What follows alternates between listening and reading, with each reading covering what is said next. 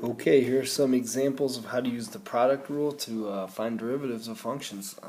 The rule is right here. It's basically saying if you have a function h that is a multiplication of two other functions, then the derivative of h would be the derivative of the first function times the second function plus the second function times the derivative of the first function. It's pretty simple. It's a lot easier than the formula looks. Basically, we'll do some examples together and see what you think at the end. So the first one is 6x times the cosine of x. So we can treat this as function f, and this is function g.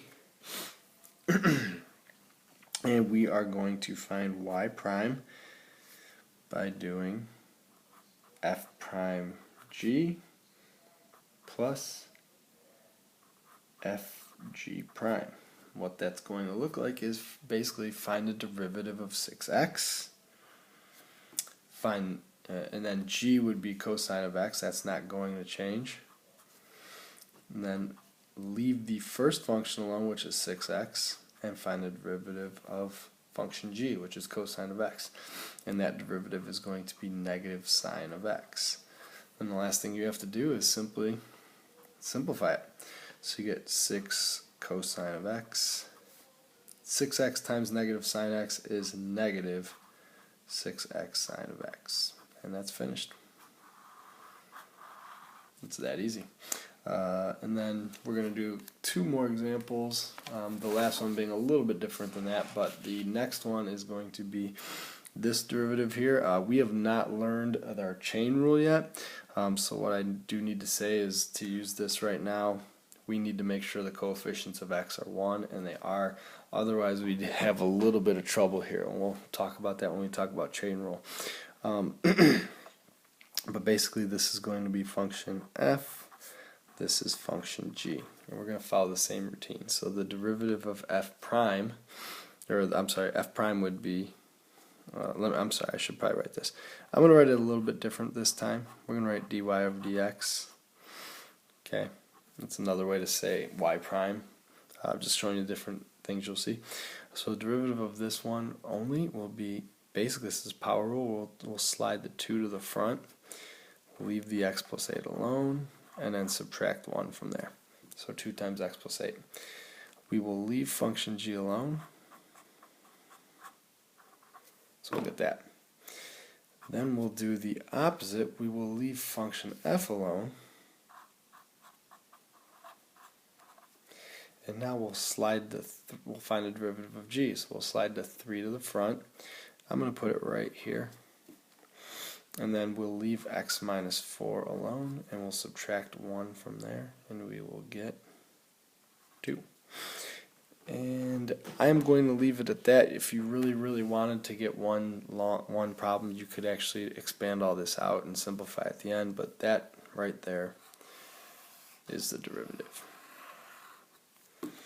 And from there we can find equations of tangent lines and plug in numbers for x to find particular slopes at different points, but that's the general way you're going to find derivatives with the product rule.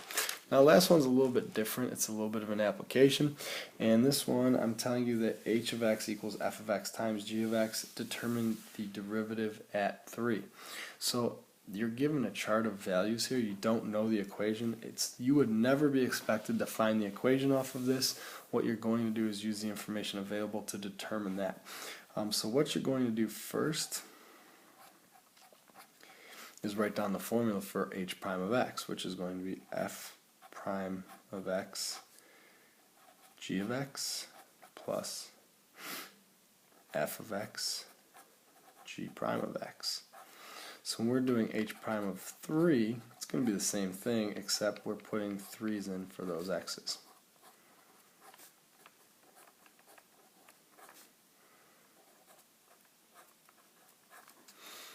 And then we're going to use this chart to determine what all of these values are. So we'll start with f prime of 3. So we're going to go to this column where it says f prime. We're going to take the input of 3, which is right here, and we're going to pick this value of negative 3. And that's all we're doing here. The hard part's right in the formula. g of 3, we're going to go to the g column. We're going to go to the input of 3, which is right here, and they're going to intersect at an output of -1. F of 3, we go to the f column, and we find the input of 3, and that's going to give us an output of 4. And then g prime of 3 is the last column, and that's going to give us an output of 2. So we get 3 plus, this is going to be positive 3, plus 4 times 2 is 8.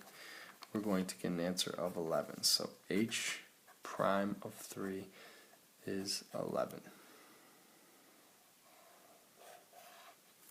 So what that tells us is that the slope of that function at x equals 3 is 11.